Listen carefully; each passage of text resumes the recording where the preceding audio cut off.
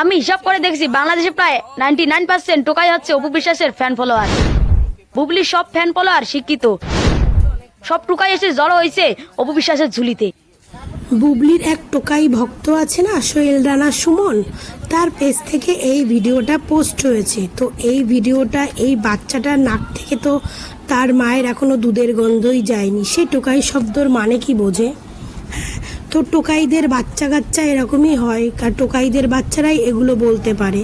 তো সেই টোকাই কথাগুলো যে একে শিখিয়ে দেওয়া হয়েছে, সেটা ওই বাচ্চাটার মুখ দেখে মনে হচ্ছে যে বাচ্চাটাকে ওই টোকাই ভক্তটা সুমন, টোকাই ভক্ত সুমন, সোহেল রানা সুমন, সেই বাচ্চাটাকে শিখিয়ে দিয়েছে এগুলো বলার জন্য। তো এই বাচ্চাটা, ও যেহেতু টোকাইদেরই বাচ্চা, তো এক চান্সে সেও রাজি হয়ে গেছে এগুলো বলার জন্য।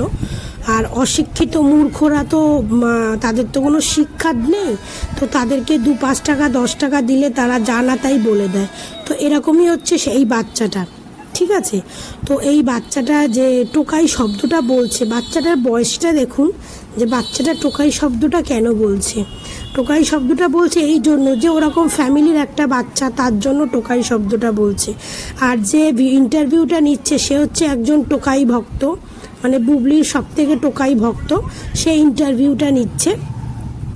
তো সেই টোকাই ভক্তকে বলি, নিজে তো টোকাই, নিজের ফ্যামিলিটাও টোকাই, এই জন্য অপু বিশ্বাসের ভক্তদের সম্বন্ধে এই সমস্ত কথা তোর মতো টোকাইয়ের মুখ থেকেই শোভা পায়, বুঝেছিস? যে টোকাই হয় না, সে অন্যকে টোকাই বলে, কারণ তুই টোকাই, তোর ফ্যামিলি টোকাই, তোর 14 গোষ্ঠী টোকাই, তাই তুই লোকের টোকাই বলি।